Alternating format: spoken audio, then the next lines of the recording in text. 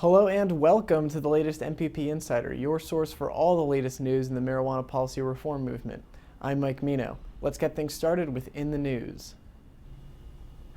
We're going to start off today with a follow-up to a story from last episode, and that's about the nomination of Michelle Leonhart to head the DEA.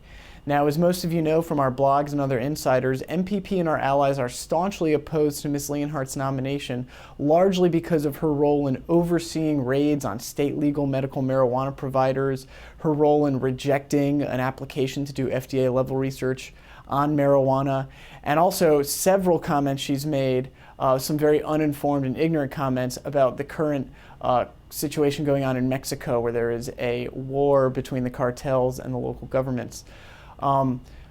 Last episode, we had talked about MPP's push with our allies to ask supporters to reach out to senators on the Judiciary Committee, which was considering her nomination, to ask them to not only oppose the nomination, but to ask her some tough questions about her background. You know, Leonhart is a Bush holdover who seems to be opposed to many Obama administration policies, especially regarding the divide between state and federal medical marijuana laws.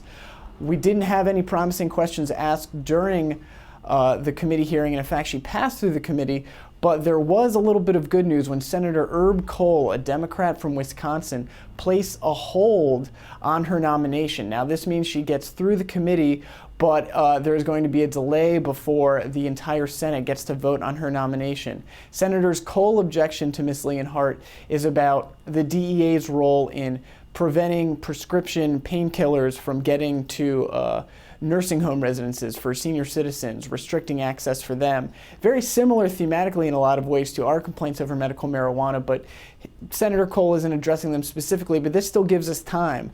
So if you log onto our blog, there's still ways you can contact your senators to let them know you don't approve of Ms. Leonhart as the next head of the DEA, or at the very least you would like to hear how she plans to approach this growing divide between state and federal medical marijuana laws. So stay tuned for more on that. She is not confirmed yet. And now we're just going to run through a couple of updates with different states where they are in the movement to end marijuana prohibition. Starting off in New Jersey, where for about a year now there's been real conflict going on between New Jersey Governor Chris Christie and local medical marijuana advocates over the direction of that state's medical marijuana law. Last year, New Jersey became the 14th state to pass a medical marijuana law. It's designed to be perhaps the most restrictive in the nation, but Governor Christie wants to make it even more restrictive. He recently made a few concessions to patient advocates, trying to make a compromise, but we and our allies still don't believe that the law is good enough. You can read more about it on our blog, blog.mpp.org. Also in Vermont, there's a new study out showing that if Vermont were to decriminalize the possession of small amounts of marijuana, it could save the state $700,000. As many of you know, during the election, MPP was a strong supporter of Pete Shumlin to become governor. He won, and we were saying that if Shumlin was elected governor, there would be a strong chance Vermont would decriminalize marijuana. Stay tuned for details about the introduction of a decrim bill there in Vermont. And finally, to California. A lot of news out of California recently that we haven't covered yet.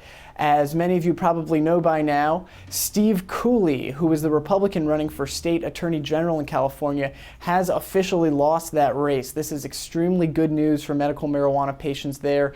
Cooley was essentially public enemy number one of sane medical marijuana laws in California, and his election could have signaled the doom for many patients and providers there. On a related but unfortunate note, recently county supervisors in LA and Orange counties have voted to ban medical marijuana dispensaries in unincorporated parts of the county. So you can read more about that on our blog as well. And we're also following a story that we're hoping to get more details on soon. Word has it that members of the DEA and Department of Justice have been talking to local lawmakers in California about proposed cultivation sites in Oakland that would be basically industrial-sized marijuana grows, the first in the nation, 4 in Oakland. And now the federal government is saying that that might violate state or federal marijuana laws. They might try to get in the way of what would be a huge step towards freeing up space for the growing medical marijuana industry out there. So stay tuned for more news on that. And our last story today is not about real marijuana, but about fake marijuana. The DEA recently announced that it's going to use its emergency rescheduling powers to temporarily outlaw 5 synthetic versions of THC that until recently were being sold legally as synthetic marijuana blends in smoke shops all over the country.